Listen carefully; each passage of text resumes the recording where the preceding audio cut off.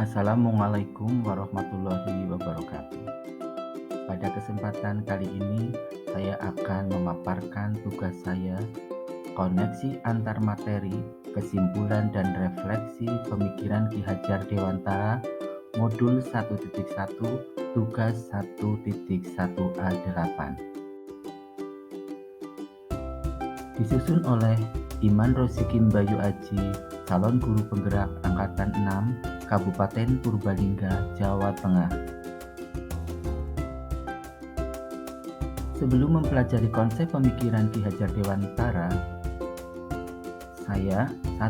murid harus memahami semua materi yang diajarkan untuk mencapai ketuntasan pembelajaran. 2. Murid harus patuh kepada guru dan guru sebagai pusat pembelajaran atau teacher-centered learning. Yang ketiga, murid dituntut untuk menguasai semua materi pelajaran yang saya sampaikan. Yang keempat, saya berpikir bahwa anak yang nilainya bagus dikatakan pandai dan meremehkan kemampuan anak yang mendapat nilai rendah. Hal ini membuat siswa tertekan karena harus mendapat nilai akhir yang bagus sehingga membuat kepercayaan diri anak menurun. Pemikiran Ki Hajar Dewantara yang pertama yaitu pendidikan memerdekakan, yang kedua pendidikan menuntun, yang ketiga pendidikan kodrat alam dan kodrat zaman.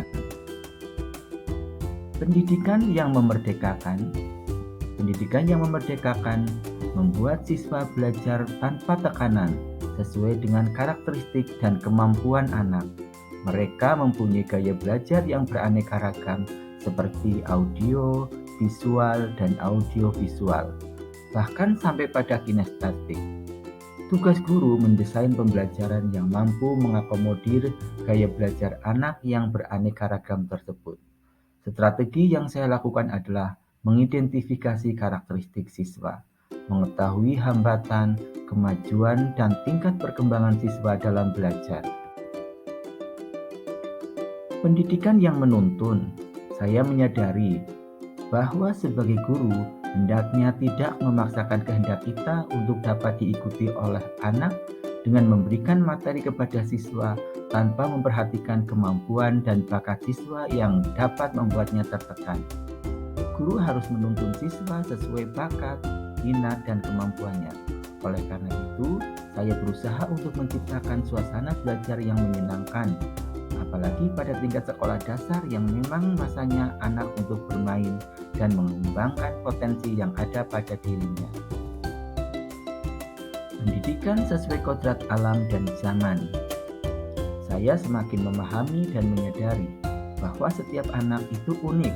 Mereka mempunyai karakteristik, bakat, dan kemampuan yang berbeda-beda. Tidak dipungkiri, juga anak-anak memiliki kekurangannya masing-masing.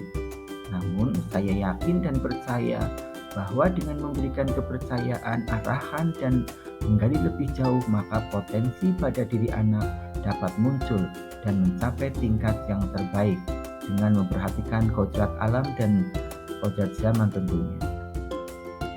Setelah mempelajari modul ini, saya sebagai guru harus lebih cermat melihat bakat anak, merubah mindset bahwa guru sebagai pusat belajar di kelas, lebih memerdekakan anak dalam belajar dan tidak lagi memfokuskan pada penilaian kognitif anak. Penerapan untuk mewujudkan pemikiran Ki Hajar Dewantara, yang pertama, berusaha menjadi teladan bagi siswa. Yang kedua, melakukan pendidikan karakter. Yang ketiga, pembelajaran berpusat pada anak. Yang keempat, melakukan pendekatan emosional. Yang kelima, mengenali karakter siswa. Dan yang keenam, memfasilitasi kebutuhan siswa.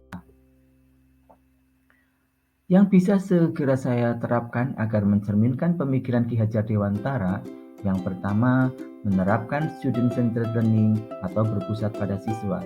Yang kedua, menerapkan permainan dalam pembelajaran supaya anak merasa senang. Yang ketiga, sebagai guru saya harus lebih among dalam menuntun segala kodrat yang ada pada anak. Yang keempat, membuat kesepakatan kelas bersama murid sebagai wujud merdeka belajar. Yang kelima, membuat budaya belajar yang baik bersama murid sebagai wujud menghargai nilai budaya. Nah, di sini saya mengambil kesimpulan, merdeka belajar adalah salah satu bentuk upaya untuk mewujudkan filosofi pemikiran Ki Hajar Dewantara tentang pendidikan yang sesuai dengan jati diri bangsa Indonesia. Terima kasih. Selalu melakukan perubahan untuk yang terbaik bagi bangsa dan dunia pendidikan. Assalamualaikum warahmatullahi wabarakatuh.